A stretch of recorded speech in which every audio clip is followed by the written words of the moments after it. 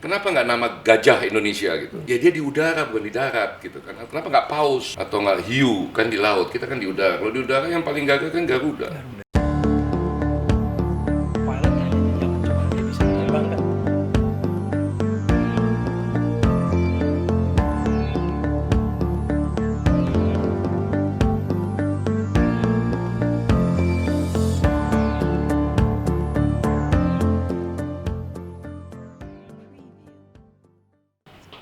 Narasumber kita kali ini langganan sebagai CEO ataupun direktur utama 9 perusahaan berbasis teknologi informatika hingga pertambangan pernah dilaluinya. Sebelum akhirnya berlabuh di PT Garuda Indonesia sebagai direktur utama juga. Beliau adalah Bapak Irfan Setiaputra. Apa kabar, Pak? Baik sekali. Terima kasih. Sehat selalu, Pak ya. Yap. Ini saya mau izin juga nih, kita berbicara sedikit, Pak ya. Oke, boleh. Bagaimana Pak kehidupan sehari-hari selama menjalankan ini? Sibuk sekali ya saya rasa ya. Saya sambil buka sekali-sekali ya. Baik. Ya kehidupan ya sibuk sekali. Sibuk ya. Sibuk sekali. Betul. Tapi ya ya situasi memang mengharuskan kita memfokuskan diri cukup banyak ke tugas-tugas di perusahaan ya.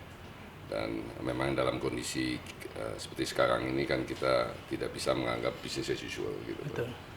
Dan kadang-kadang kan kita juga sebenarnya menghadapi situasi terakhir ini kan juga kadang-kadang nggak ada sekolah bisnis yang ngajarin mesti bagaimana. Betul. Gitu kan. Jadi ya akhirnya ya yang wajib kita lakukan dan nggak bisa ditinggalkan ya banyak bekerja keras lah. Gitu kan, bekerja keras. Sambil terus berdoa mudah-mudahan ada banyak musisat yang kejadian. Baik, ada perubahan juga ya Pak ya. Betul. Tapi ya kan hidup ini kan mesti balance juga lah gitu. Jadi ya urusan kantor ya urusan kantor, tapi urusan keluarga kan juga cukup penting dijaga walaupun akhir ini ada yang banyak terkorbankan gitu. Iya. Ya berarti di rumah juga kalau pulang di rumah juga ya bertemu keluarga dan segala gitu ya Pak ya.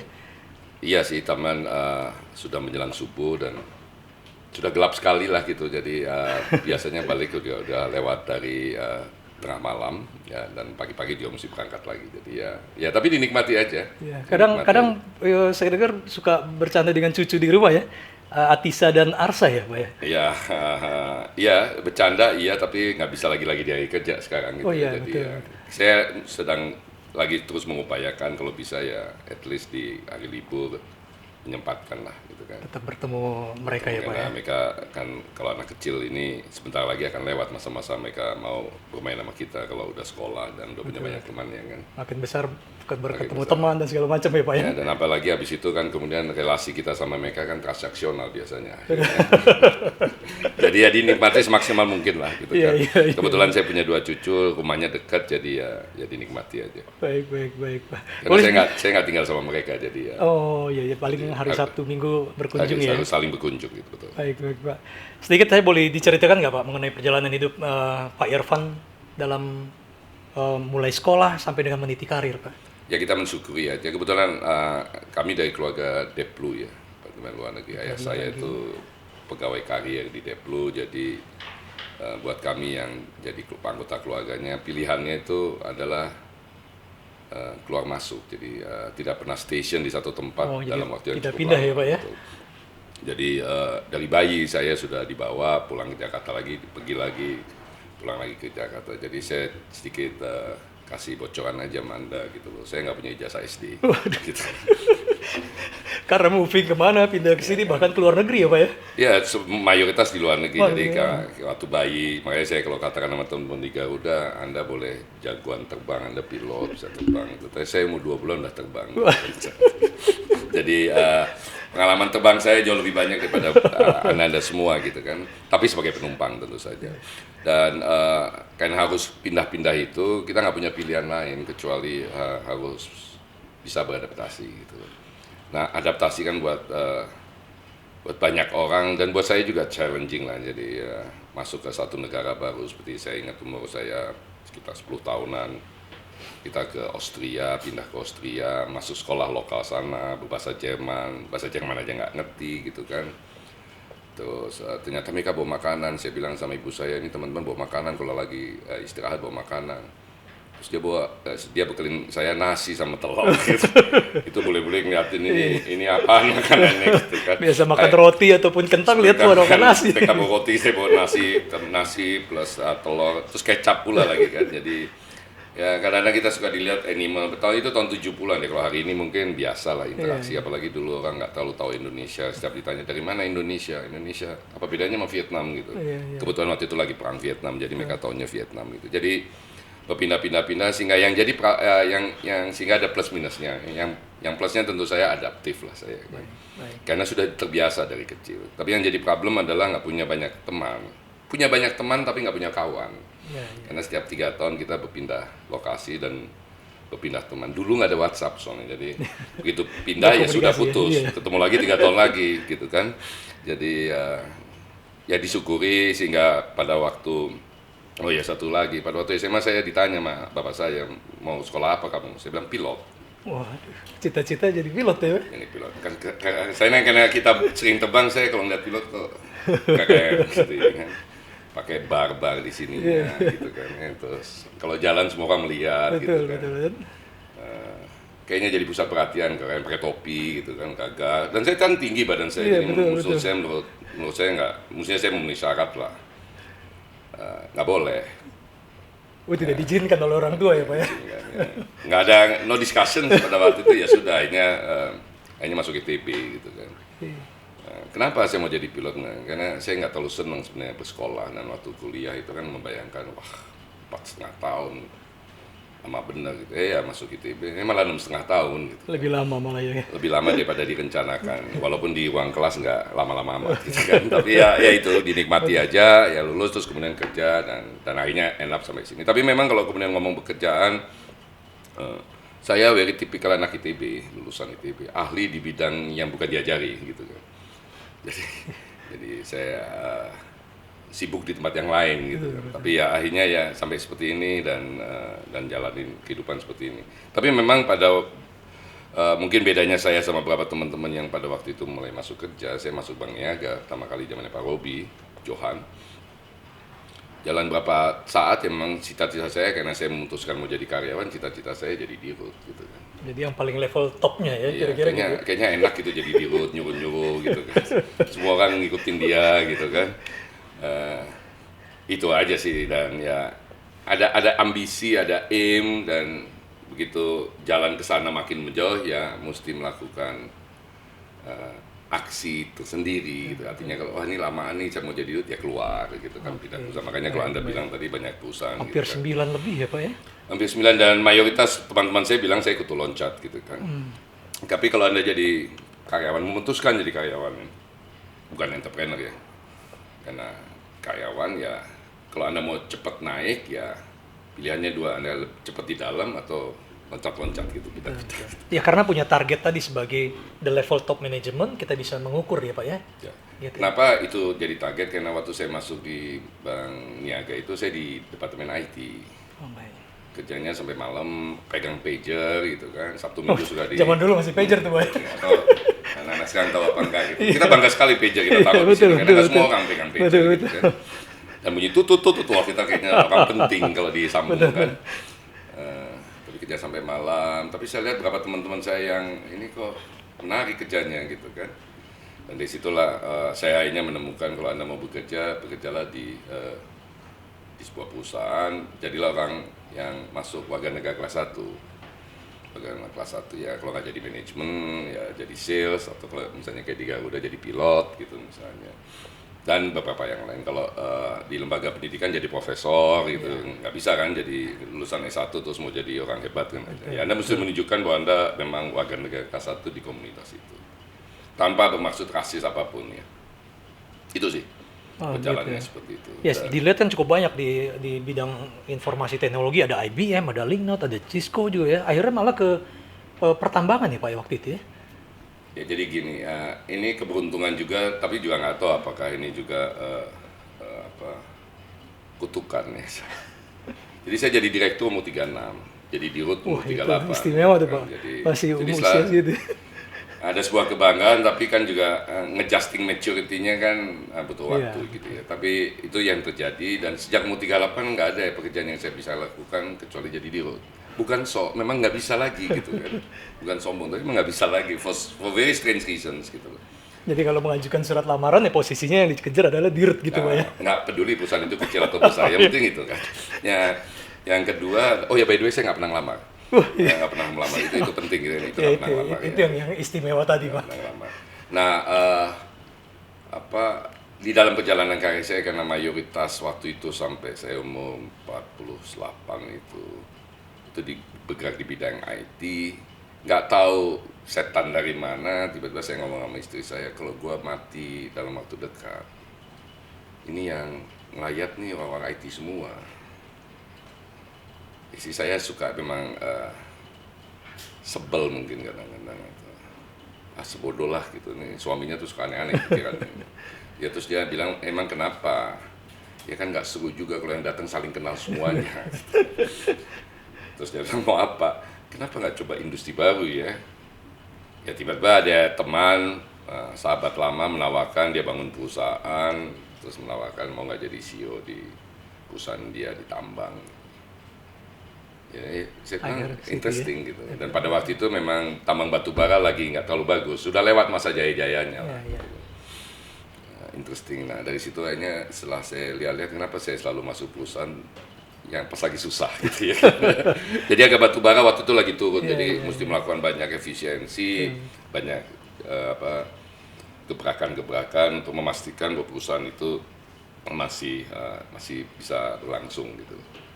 Itu sih, jadi akhirnya selama 5 tahun terakhir saya kemudian bergelut di bidang industri tambang batu bara, baik sebagai wakil pemilik maupun sebagai kontraktor.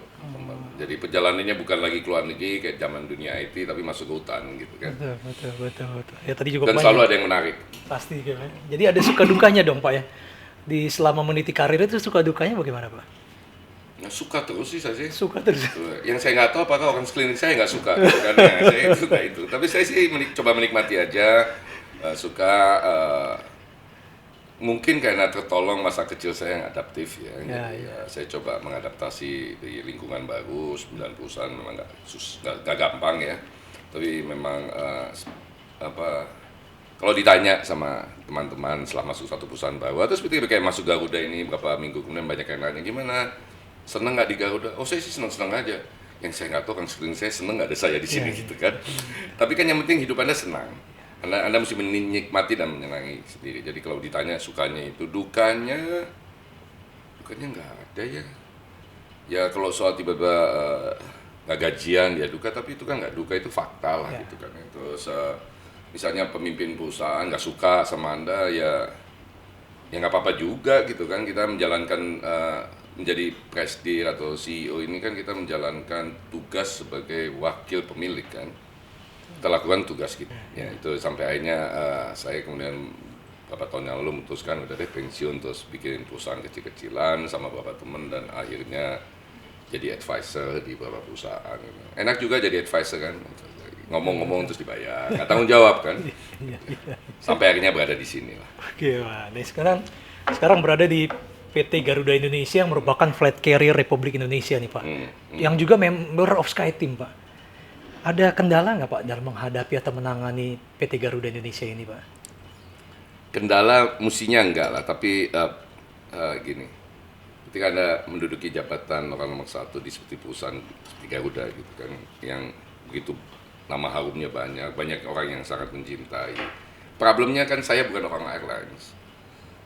Beda yang 737 sama Airbus saja apa bedanya ya gitu kan. Butuh waktu gitu kan ya. Apalagi hal-hal yang fundamental, structure, cost ini dan segala macam. Tapi saya sangat beruntung karena seperti saya katakan tadi, saya umur 2 bulan dan naik pesawat. So I understand sebagai penumpang itu behavior dan keinginan. Jadi itu ada satu hal yang saya sangat menguasain karena puluhan tahun udah ngalamin itu, dan sebagai penumpang gitu Pak ya, tahu maunya penumpang gitu Pak. Tahu, saya mengalami masa di Kemayoran, di Halim, Cengkareng, Terminal 1, 2, 3, saya ngalamin semuanya gitu. Ada nggak ya sebelum Kemayoran? Kayaknya nggak ada ya. Ada. Jadi saya naik pesawat yang masih mundur gitu kan. Lupa lah namanya. DC3 ya, betul DC3. saya punya pemahaman yang dalam itu naik ekonomi, bisnis maupun first class gitu kan ya. So dan variasi daripada maskapai ya tentu saja Garuda waktu itu pilihan pertama kalau memang Garuda ada khususnya di domestik. Jadi kendala mungkin enggak, tetapi pemahaman bagaimana di dalam perjalanan awal pada waktu diminta bergabung sini, saya coba buka buku diskusi sama beberapa orang.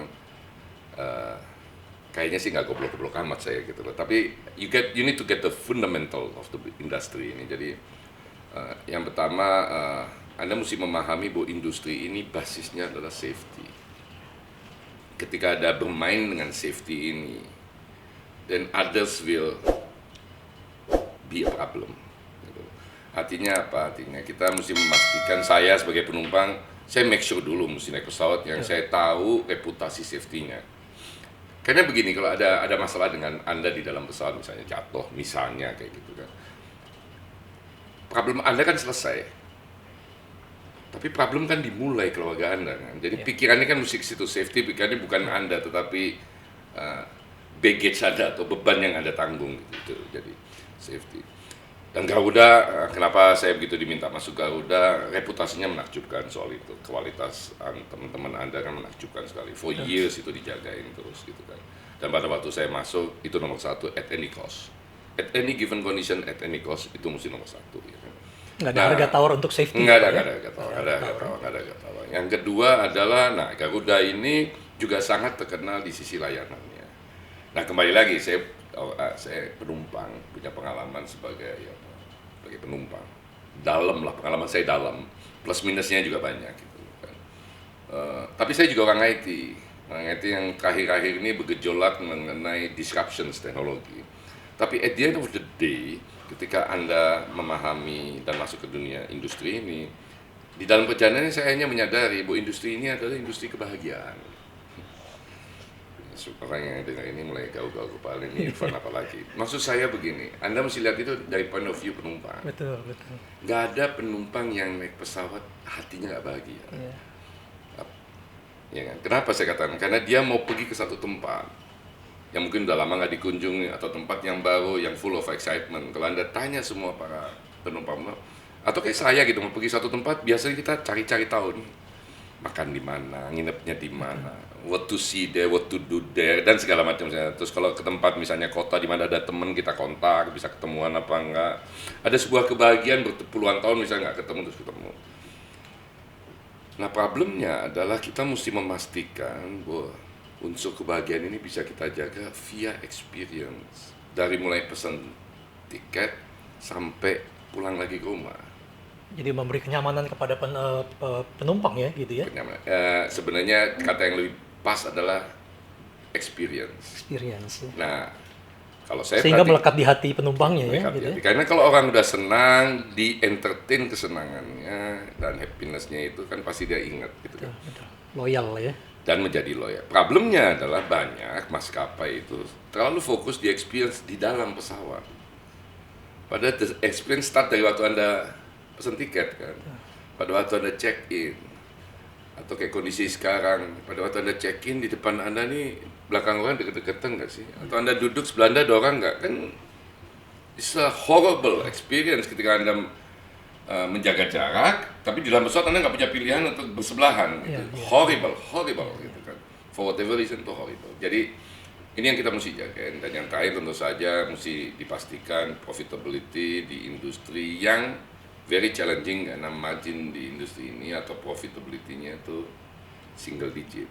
Karena saya pernah bekerja di sebuah perusahaan yang marginnya itu 80-90%. Ada swing nggak apa-apa. Ini single digit dan Garuda di bawah 5% malah. Jadi ada swing tertentu goyah secara financial. Itu sih. Baik. Ya berarti dalam menghadapi kendala itu juga punya strategi dong Pak ya? Strategi bisnis yang dijalankan buat Garuda ini apa tuh Pak? Oke, jadi dalam kondisi normal 3 hal itu yang kita mesti jaga. Jadi cost at safety at any cost. Yang kedua adalah layanan yang bermartabat.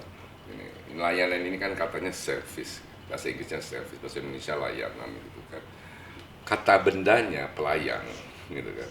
Tapi bisa negatif, bisa positif konotasinya. Tapi saya ingin terus-menerus memastikan bahwa Garuda ini memberikan the best layanan, tapi yang bermartabat. Saya kasih contohnya. Jadi saya pernah naik satu airlines, saya cukup kaget tapi cukup menarik menurut saya.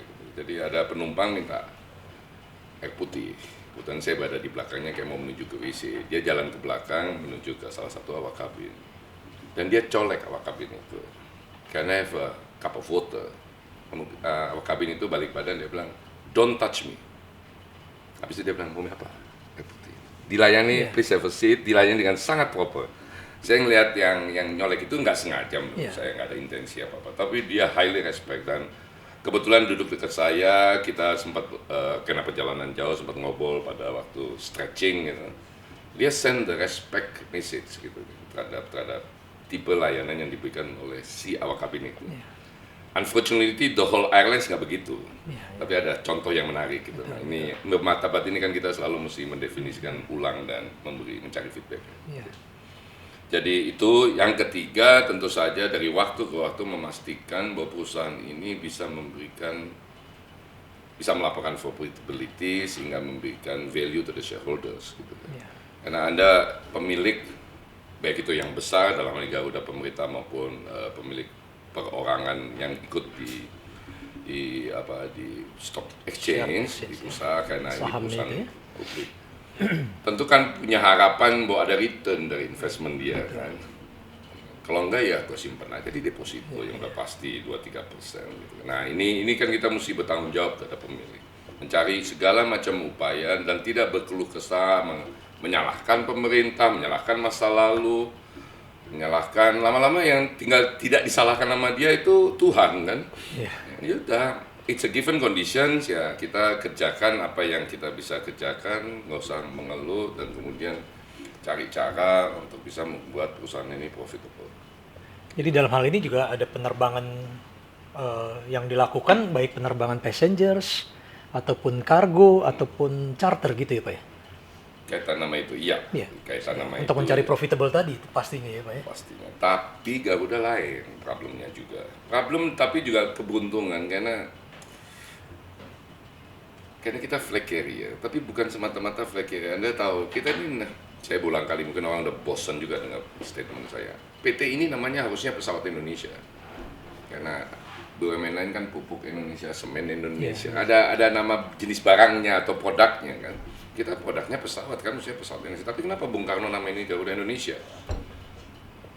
Gak ada loh BUMN yang punya nama yang ini sebenarnya perusahaan apa gitu kan. Kenapa nggak nama Gajah Indonesia gitu? Ya dia di udara bukan di darat gitu kan. Kenapa nggak Paus gitu kan? Atau nggak hiu kan di laut, kita kan di udara. Kalau di udara yang paling gagah kan Garuda. Kalau Garuda itu kan pas dengan kita punya lambang negara kan. Nah jangan lupa Garuda lambang negara, tapi kan ada tulisannya di bawahnya Bhinneka Tunggal Ika. So kita ini punya mandat Bhinneka Tunggal Ika secara nggak langsung. Jadi kita punya mandat bahwa kita harus menyambungkan kota-kota, suku-suku, pulau-pulau di Indonesia ini kan. Dan mandat itu harus terus-menerus kita penuhi. Kalau misalnya Jawa, Kalimantan, Sumatera, Sulawesi sudah kita sambung, ya kita mesti add on terus gitu kan. Nah, kalau dipaksakan tuh suka-suka kita semata-mata menjalankan mandat, ya buntung kan dari segi keuangan kita. Ini mesti cari cara, timing yang pas, kemudian promosi yang pas, dan tentu saja memahami kondisi ekonomi masing-masing tempat gitu kan. Kita nggak bisa terbang ke satu tempat yang kita tahu orang-orang di sana mungkin tingkat penghasilannya terbang itu butuh very special effort gitu kan. Bukan tempat yang buat traveling gitu, ya sedikit sekali ya travelingnya. Kan ada banyak hal yang mesti dilakukan, atau menggunakan anak perusahaan, menggunakan ini, atau diskusi dengan regulasi untuk membuat ini berbasis PSO gitu kan. Tapi jangan pernah tinggalkan mandat itu, karena untuk itulah Garuda ada. Ya kan? Nyambungkan ini, termasuk memperkenalkan diri Indonesia ke luar negeri. Kalau orang asing pertama kali mau masuk Indonesia naik Garuda, the face of Indonesia itu ada di kabin pesawat. Ya kan? The face of Indonesia itu ada di Anda gitu, di para pilot gitu kan. Begitu. Makanya kenapa saya selalu sering sekali mengagumi Garuda pilot. Saya sering ke Amsterdam karena kebetulan anak saya ada di sana. Saya sering bilang sama istri saya kalau mendarat ini boleh-boleh norak ya. Nah, begitu Anda mendarat mulus mereka tepuk tangan gitu. Norak nih gitu. Kalau lo mau terbang ini sering terbang di Indonesia pilot Garuda ini gini semua kok gitu kan. Mereka terkagum-kagum gitu loh betul. Saya pernah nanya sama sebelah saya boleh, why are you clapping your hands? Unbelievable. Gak terasa gitu kan. Yang nggak tahu waktu dulu belajar di Curup itu terasa di sabet kadang kan. So ada yang jadi kan oh Indonesians gitu kan, wow gitu kan, belum tata cara pelayanan kita yang menakjubkan lah di beberapa sisi yang lain perlu diperbaiki lah. Baik. Ya termasuk juga penerbangan yang juga membantu pemerintah dalam repatriasi itu Pak ya. Nah repatriasi yang kemarin nih misalnya gini, nah ini yang banyak sekali airlines itu look itu from the perspective of untung rugi. Saya juga cukup kaget, balik lagi saya bukan orang airlines ya, begitu masuk sini terjadi pandemi, tiba-tiba saya terkagum-kagum mendengar beberapa airlines menutup terbang. Dan ketika Garuda kita diskusi sama Kementerian Luar Negeri, saya juga baru sadar bahwa konstitusi negara mengatakan warga negara Republik Indonesia yang ada di luar negeri itu harus dilindungi. Artinya apa? Begitu dia mau pulang nggak bisa pulang adalah kewajiban negara lo memulangin. Kan Anda bisa bayangkan kalau banyak warga negara Indonesia yang mau pulang ke Indonesia terus pemerintah ngirim pesawat terus bisa habis. Padahal kita butuh dana itu untuk penyelesaian masalah-masalah kesehatan lokal kan. Nah ketika kita memutuskan untuk tetap terbang, saya juga heran bahwa kemudian pesawat kita banyak diisi sama para teman-teman yang dari negara sana. Contohnya misalnya Australia gitu kan. Seperti kayak ke Australia kan beberapa maskapai di sana memutuskan untuk tutup gitu kan. Betul. Sehingga tidak bisa kembali ya warga kita ya. Warga kita tidak bisa kembali, warga mereka juga tidak bisa kembali gitu kan. Betul. Ketika Garuda masih terbang, mereka juga takjub juga gitu kan. Nah, itulah yang saya katakan keberuntungan Garuda karena mandat kita connectivity. Jadi nggak usah pandemi, menurut saya kalau perang pun Garuda akan tetap terbang. Tidak semata-mata profit ya. Tidak semata-mata, makanya saya katakan tadi, pertama safety, yang kedua layanan, yang ketiga baru profit. Tetapi di balik profit ini, Anda mesti tahu why are you here, gitu kan. Ketika tetangga-tetangga sebelah airlines yang gede-gede itu bilang, oh saya tutup gitu. Where are you gitu. Ya memang teman-teman di domestik juga ada beberapa yang menyatakan itu. Saya juga gaul-gaul kepala, guys. Anda ini bukan bawa orang satu ke tempat lain. You are connecting bangsa kita. Kok Anda bisa dengan mudah mengatakan, oh saya nggak mau, rugi soalnya. Terus orang dari ujung pandang balik ke Jakarta, gimana caranya berenang? Naik mobil, berenang, naik mau Kawan Anda kita juga mesti punya empati kan di dalam proses ini. Itu sih. Ya, itu yang diemban oleh Garuda Indonesia sebagai flight carrier yang punya nasionalisme terhadap negara ini ya Pak ya. Tapi Anda dengar, saya nggak akan pernah menggunakan itu sebagai alasan bahwa kita rugi. Ya. Itu tanggung jawab, itu mandat lah. Kalau Anda tanggung jawab kan Anda nggak bilang misalnya Anda tanggung jawab terhadap keluarga. Saya ini jadi capek karena mesti nyekolahin lu, kan nggak begitu sekolahin anak nih, papa nih kerja sampai keras itu nggak punya waktu senang-senang karena kamu mesti sekolah, kan nggak gitu. Udah tanggung jawab jalanin aja, diem. Do you still remember the first time you flew with us? The moment we miss the most is when we welcomed you on board. Now we have taken actions to be prepared to meet you again.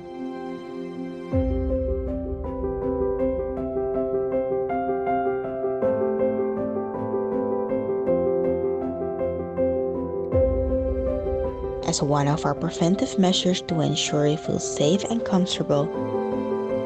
During the flight, our cabin crew will wear personal protective equipment.